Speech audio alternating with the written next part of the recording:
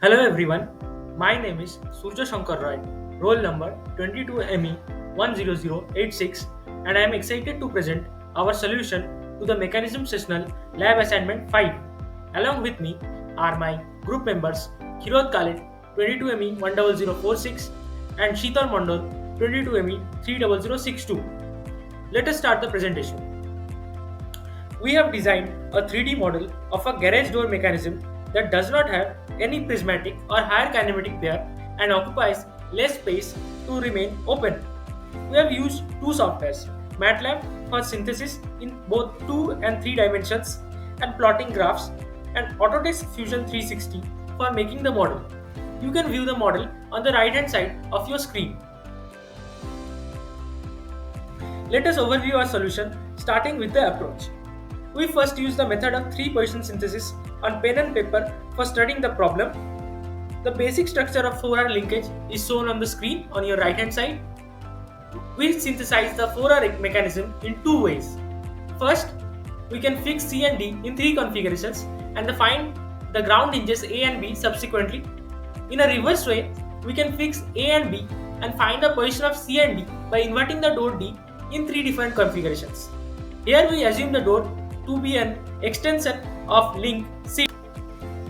Hello everyone, my name is Kshirod Kalet and my roll number is 22ME10046.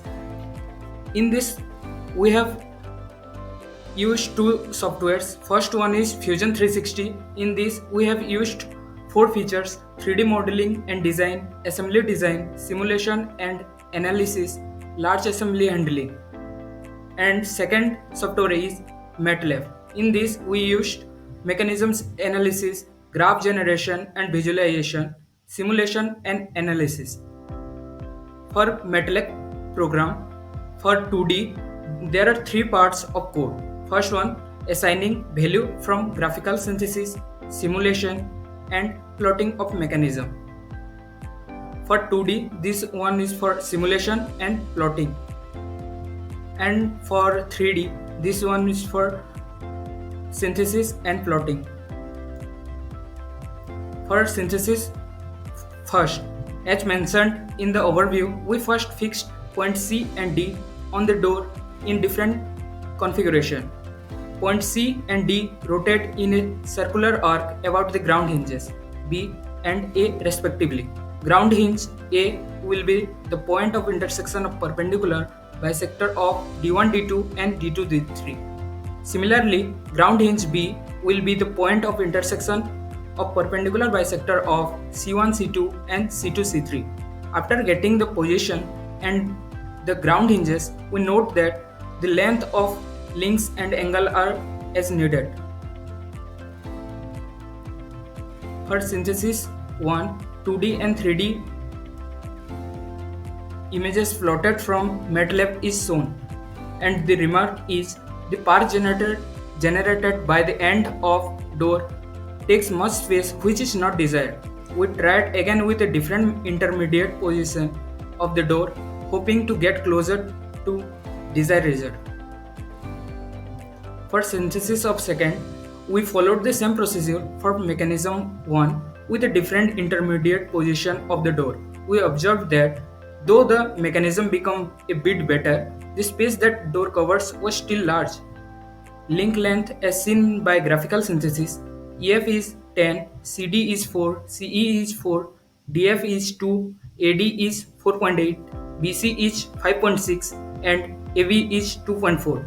It should be noted that the garage door in this case is better in terms of minimal area swept than the previous one. However, the length of links connecting the ground hinges and the door is considerably large. This will exert immense torque on these links and they might buckle or yield. For synthesis of 2, it's given 2D and 3D images from MATLAB, and the remark is the mechanism reduces the area swept by the door considerably. However, the length of connecting link is quite large, which is an issue. Here we can see area swept by synthesis 1 and 2. On the left side it's for part 1 and for Second part on the right side. As you can see, these are perfectly fine working mechanism. However, the area swept by this mechanism is not very optimal and can be reduced by modification. And a major problem with this mechanism, it should be noted that the length of links connecting the ground hinges and the garage door is considerably high. Hence, a lot of torque will be acting on these links. This might result in bending or buckling of links. Hello everyone, my name is Shital Mandal, roll number 22 ME29002. So far, we have synthesized two mechanisms. Both mechanisms are functional models and take up minimal space. However, the links connecting the ground hinges to the garage door are excessively long, leading to significant torque acting on them. To resolve this issue, we aim to develop a mechanism that occupies less area and features considerably shorter link lengths. The steps we follow are as follows. As mentioned in the overview, we first fix the ground hinges A and B to determine the position of C and D. Then points C and D rotate around the points B and A respectively, following a circular arc. Then we analyze three different configurations of the door. Then by grounding the door and observing the movement of points A and B, we can identify the position of C and D.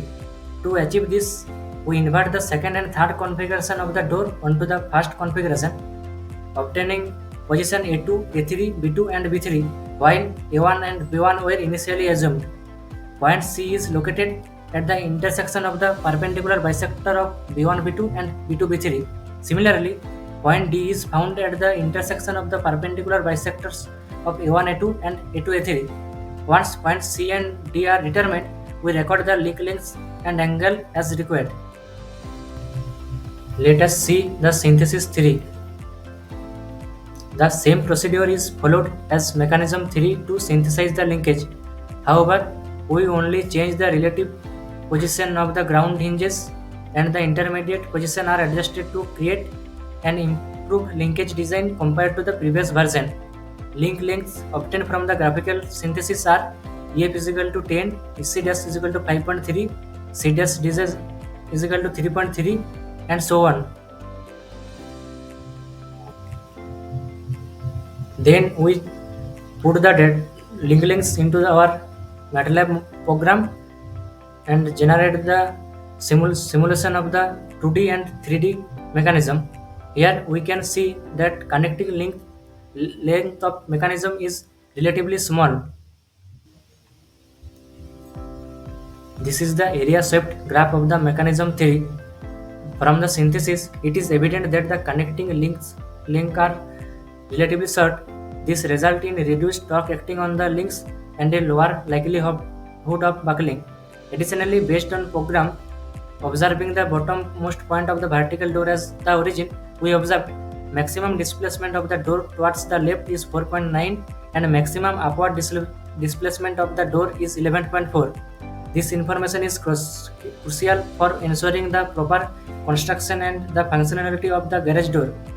Here we see that the area swept by the door is considerable and connecting link lengths are relatively small, which is a big advantage.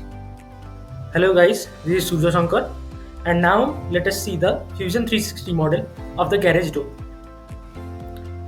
You can see the garage door, which is brown in color, and it is attached to the frame, which is grey in color. You can see the joints and the revolute pairs that are helping the door to rise up and come down.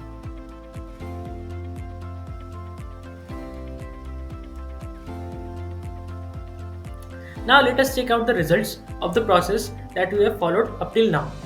Mechanisms 1 and 2 occupying less area, but the lengths of the connecting links are quite large.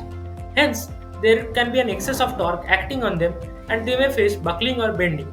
However, mechanism 3, which occupies less area to open and has shorter connecting links, hence the torque acting on it will be less and there will be lower chances of bending or buckling. So the optimum simulation among the three is mechanism 3.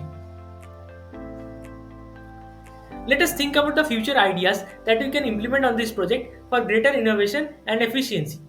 First, we can use vision detection or RFID tags or even Bluetooth beacons or a combination of the above to detect authorized vehicles approaching and automatically opening the door in that case.